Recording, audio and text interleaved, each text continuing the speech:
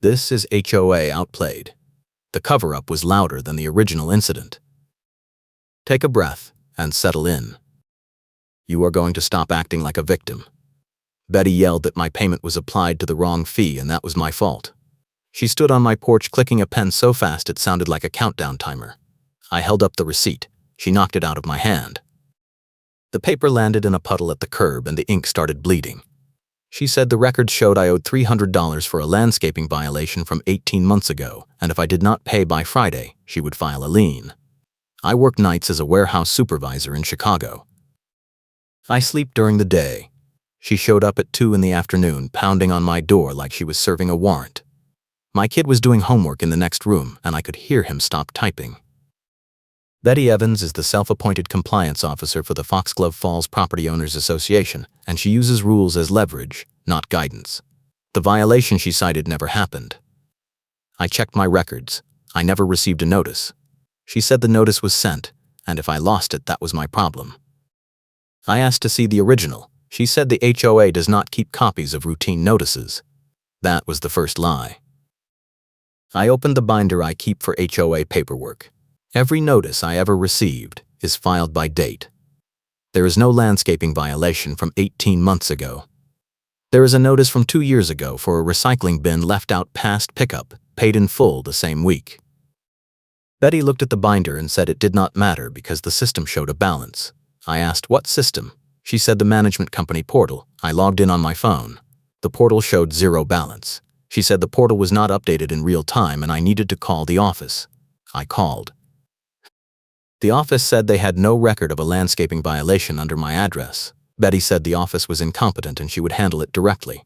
She handed me a printed invoice with no HOA letterhead, just a line item that said landscaping compliance fee, $300, due Friday. I said this is not official. She said, you do not get an opinion, you get a fine schedule. Then she walked off my porch and got into her car. A neighbor across the street, older guy named Ed, was standing by his mailbox. He watched the whole thing. He pointed at my driveway and shook his head. After Betty drove away, he walked over. He said, she did the same thing to the Johnsons last year. They paid it just to make her go away. I asked what happened to the Johnsons. He said they moved out 6 months later. I asked if anyone ever pushed back. He said one guy tried and Betty got him towed during a snowstorm. I asked if he had proof. He said no, but everyone knew. That is when I realized this was not new. This was a pattern. I spent the next 2 days digging. I went to the mailbox cluster and asked around. 3 neighbors said they had received random fees in the past year. One woman said she paid $200 for a noise complaint she never got a hearing for. Another guy said he was billed for a mailbox repaint that the HOA was supposed to cover. None of them kept the paperwork. They all said Betty told them it was easier to pay than fight. I asked if they ever saw the original violations. They said no. I called the management company again. This time I asked for a full account history. The rep said she could email it, but it would take 3 business days. I said that was fine. She put me on hold. When she came back, she said the request was denied. I asked why.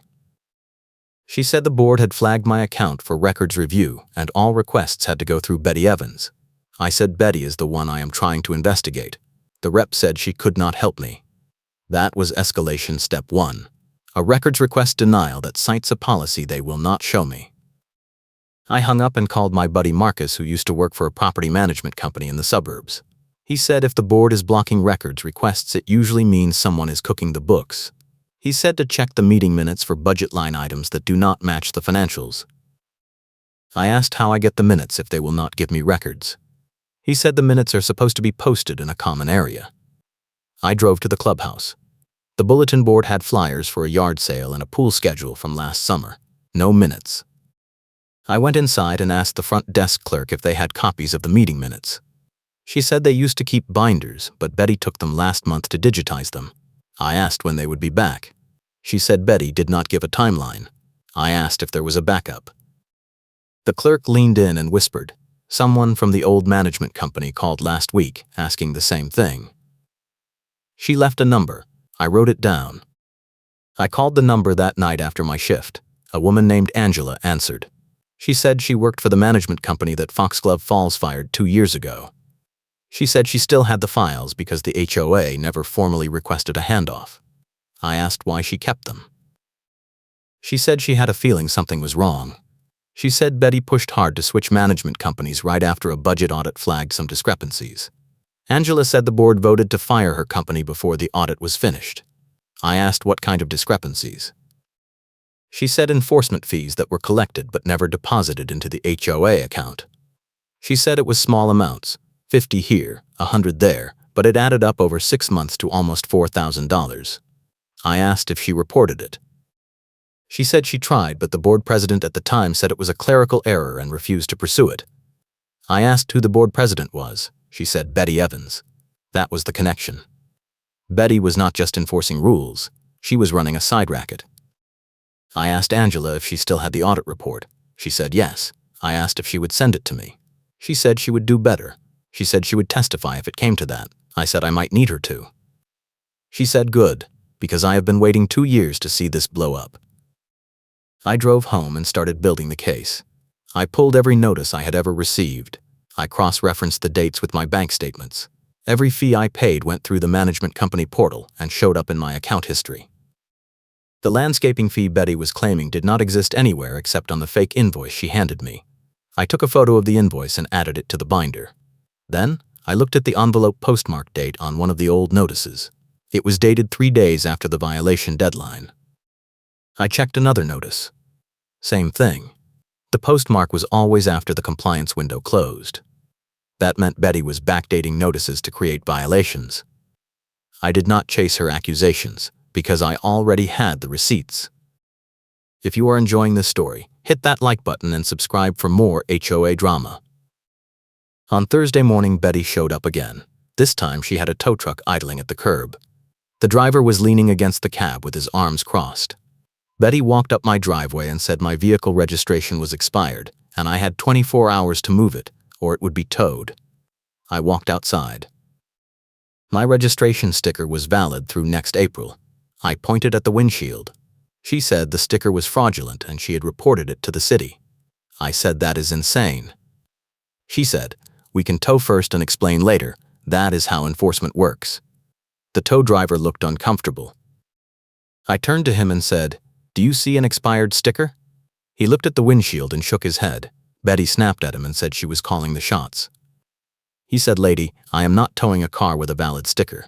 She said she would report him to his company. He said, go ahead, I am the owner. Then he got in his truck and drove away. Betty stood there clicking her pen so hard I thought it would break. She said I was going to regret this. She said the board packet was being finalized this afternoon, and she was adding my name to the enforcement report. I said, for what? She said failure to cooperate with an HOA compliance review. I said that is not a real violation. She said it was now. Then she walked to her car and left. I went inside and checked my doorbell camera. 2 nights ago, at 11:43, someone walked up to my door and placed a notice in the mail slot. The camera caught the back of a person wearing a black blazer and a red baseball cap. The timestamp matched the night before Betty showed up yelling about the landscaping fee. I downloaded the clip and added it to the file. Then I called Angela and told her what just happened. She said Betty was panicking. She said the fake invoices and the backdated notices were classic signs of someone trying to cover old enforcement gaps. She said if I could prove Betty was creating violations to justify the fees, the whole scheme would collapse. I asked how I prove it. She said, get her to lie on the record, then show the evidence. I said I needed to get into the next board meeting. She said the meetings were open to homeowners. I said Betty would try to block me. Angela said, let her try, film it. Friday afternoon I got a call from Ed, the neighbor who warned me about Betty. He said someone was spreading a story that I threatened Betty and that the HOA was filing a restraining order. I asked who was spreading it. He said a woman on the neighborhood Facebook group who was friends with Betty. I checked the group. The post said I had a history of intimidating HOA volunteers and that the board was taking action to protect staff. It had 37 likes. I responded with one sentence. I said, I have doorbell footage and receipts and I am happy to share them at the meeting tonight. The post got deleted 10 minutes later. The board meeting was at 7. I showed up at 6:30 with the binder, my phone, and a printed copy of Angela's audit report. The meeting was in the clubhouse community room. There was a folding table at the front with 5 chairs and about 20 chairs facing it for residents. Betty was standing at the sign-in table near the door. When she saw me, she stepped in front of the clipboard. She said the meeting was for homeowners in good standing only. I said I am a homeowner in good standing. She said I had an outstanding balance. I said show me the balance in the management portal. She said the portal was not updated. I said then show me an invoice with an HOA letterhead and a board signature. She said she did not have it with her. I said then I am signing in. She blocked the clipboard with her body. Ed walked in behind me and pulled out his phone. He started recording. Betty saw the phone and her face went red. She said recording was not allowed. Ed said, the bylaws say meetings are open and residents can document proceedings. She looked at me, then at Ed, then stepped aside. I signed in. The room filled up fast. More people than I expected. A few of them nodded at me. One guy whispered, we have been waiting for someone to call her out. The board members came in at 7. The president, a guy named Carl, sat in the middle. Betty sat on the end. Carl opened the meeting and started with budget updates. 10 minutes of nothing. Then he said, we have one enforcement matter tonight. Betty stood up and said my name. She said I had multiple outstanding violations and had refused to cooperate with compliance reviews. She said the board needed to authorize a lien. I stood up. I said I would like to respond. Carl said I could have 3 minutes. I opened the binder. I said, Betty handed me an invoice for a landscaping violation from 18 months ago. I never received a notice. The management company has no record of the violation. The invoice has no HOA letterhead and no board authorization. Betty interrupted and said the notice was sent. I said, when? She said 18 months ago. I said what was the date? She paused. She said she did not have it in front of her. I pulled out my phone and opened the doorbell camera app. I said, 2 nights ago at 11:43 someone placed a notice in my mail slot. I played the clip on my phone and held it up so the room could see. The video showed a person in a black blazer and a red baseball cap walking up to my door and sliding a paper through the slot. I froze the frame and zoomed in on the blazer. Then I turned to Betty. I said, you are wearing that blazer right now. The room went silent. Betty stood up and said the video was doctored. I said the timestamp is embedded in the file metadata and I can provide the raw footage to anyone who wants it. Carl leaned forward and said, Betty, did you deliver that notice? She said it was a follow-up notice. I said a follow-up to what? She said the original notice from 18 months ago. I said show me the original. She said it was in the files. I said which files? She said the ones she was digitizing. I said so the files are not available. She said they were being processed. I said convenient. Then I opened the binder to the page with the audit report Angela had sent me. I said, 2 years ago the management company flagged enforcement fees that were collected but never deposited. The board president at the time shut down the investigation. I looked at Betty. I said, you were the board president. She said that was a clerical error. I said $4,000 is not a clerical error. I handed Carl a copy of the audit report. He read the first page and his face changed. He looked at Betty. He said, we need to table this enforcement matter and schedule an executive session to review these documents. Betty said, that report is from a fired management company with an axe to grind. I said, Angela is willing to testify under oath. Do you want to do the same? Betty did not answer. Carl said the meeting was adjourned and the board would follow up within 10 days. People started standing up.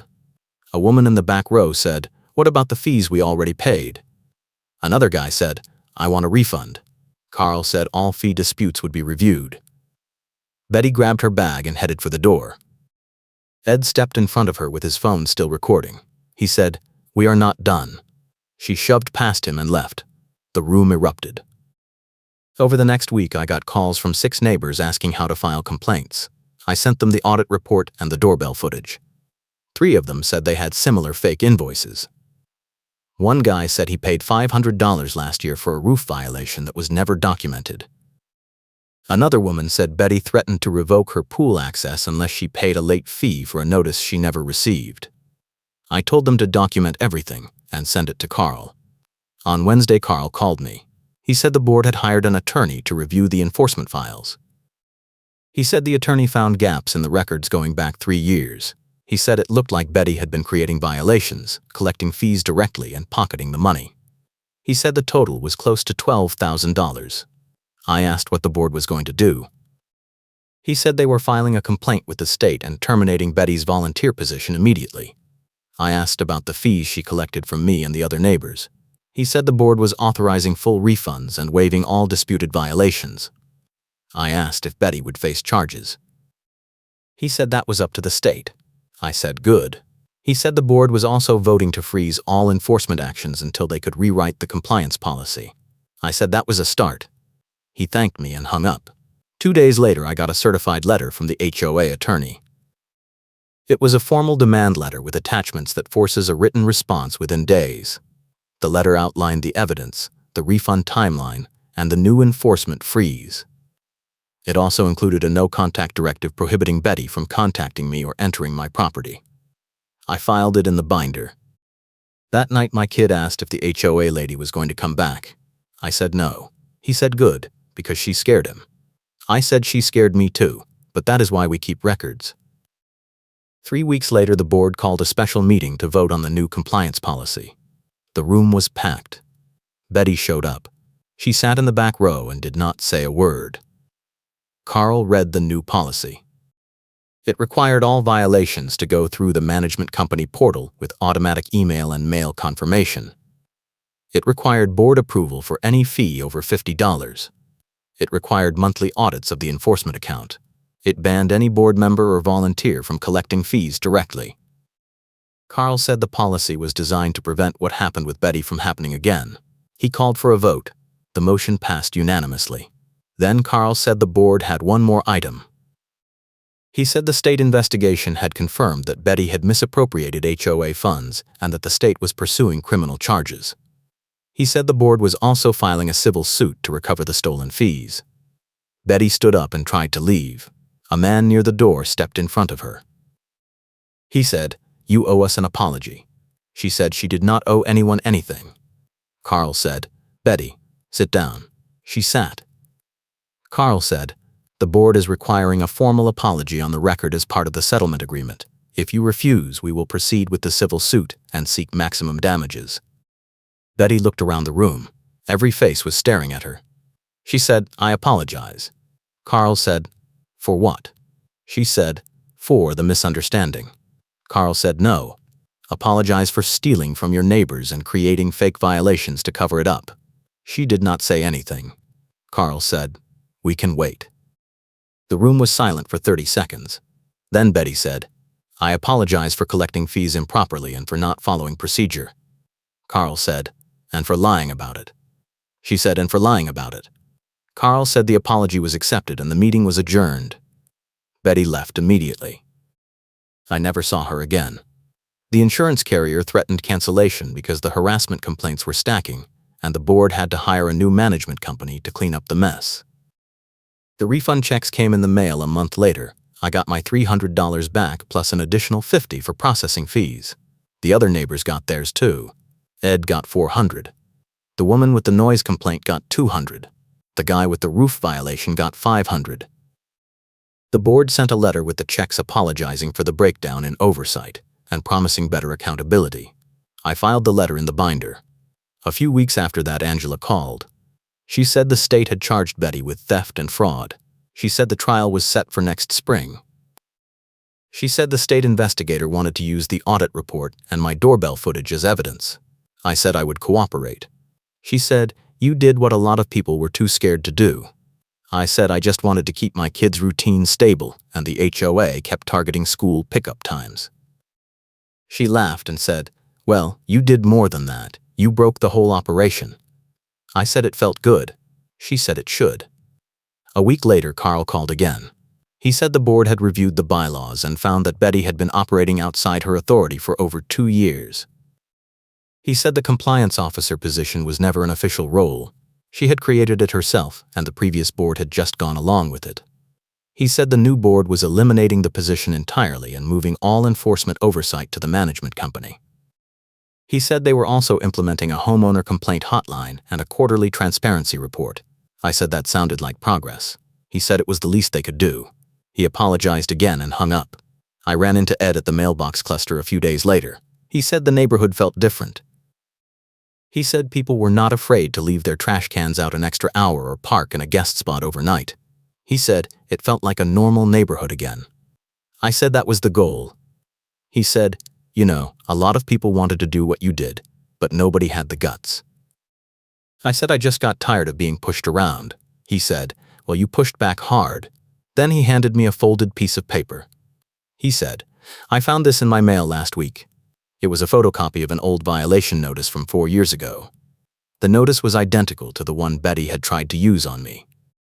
Same wording, same format, same missing HOA letterhead. He said, "She has been running this scam for years." I said, "Not anymore." The settlement came through in early fall. The board, the management company, and the HOA attorney signed off on a final agreement. The agreement included full fee refunds for anyone who had paid a disputed violation in the past 3 years. It included a written ban on retaliatory enforcement with penalties for violations. It included a no-contact directive that prohibited Betty from attending HOA meetings or entering HOA common areas. It included a requirement that the board publish all enforcement actions in the monthly newsletter with full transparency. It included an independent audit every 6 months for the next 2 years. I got a copy of the settlement in the mail with a cover letter from Carl. The letter said the board had learned a hard lesson about oversight and accountability. It said they were committed to rebuilding trust with the community. It said they appreciated my patience and my willingness to fight for what was right. I filed the letter in the binder. My kid asked if we were going to move. I said no. He said good, because he liked his school and his friends. I said that was why I fought. That night I sat on the porch and looked at the neighborhood. The streetlights were on and a few kids were riding bikes in the cul-de-sac. A couple was walking their dog. Someone was grilling in their backyard. It looked normal. It felt normal. The fear was gone. The next morning I got a text from Angela. She said the trial date had been moved up. She said the prosecutor had enough evidence to pursue a plea deal. She said Betty was likely going to serve probation and pay restitution. She said it was not a long sentence, but it was enough to send a message. I said good. She said, "You should be proud." I said I was just glad it was over. She said, "It is not over until the check clears and the policy sticks." I said, "The check cleared last week." She laughed and said, "Then it is over." I thanked her for everything. She said, "Any time. Call me if you ever need a witness again." I said I hoped I would not. She said, "You probably will not, but if you do, you know where to find me." The funny thing is, Betty insisted on a deadline for my fake landscaping fee, and when I pulled the metadata from the doorbell footage, the timestamp proved she had placed the notice 2 days before she showed up yelling about it. She had lied about the 18-month timeline, and the video made it impossible for her to backpedal. That one piece of evidence killed her credibility in front of the entire board. Carl told me later that the timestamp was what convinced him to freeze all enforcement and call the attorney. He said if I had not recorded that moment, Betty would have kept running the same scam on other people for years. I said it was just luck that I had the camera. He said no, it was preparation. You kept records and you did not let her bully you into paying something you did not owe. That is what made the difference. A month later, the HOA sent out a newsletter with the new enforcement policy printed in full. The newsletter included a section called How to File a Complaint and a link to the transparency portal where homeowners could see every active violation and every fee collected. It also included a note from Carl apologizing on behalf of the board and promising that nothing like Betty's scheme would happen again. I read the newsletter and filed it in the binder. The binder was getting thick. I had notices, invoices, emails, meeting minutes, the audit report, the settlement agreement, the doorbell footage, and a stack of receipts. I kept it all because I knew that in a neighborhood like Foxglove Falls, you never know when you might need proof. The last time I saw Betty was at the grocery store. She was in the produce section picking out apples. I walked past her and she looked up. For a second I thought she was going to say something, but she just looked away and kept shopping. I did not say anything either. There was nothing left to say. She had lost and she knew it. The neighborhood knew it. The board knew it. The state knew it. That was enough. Keep your paper trail close, and I will see you next time.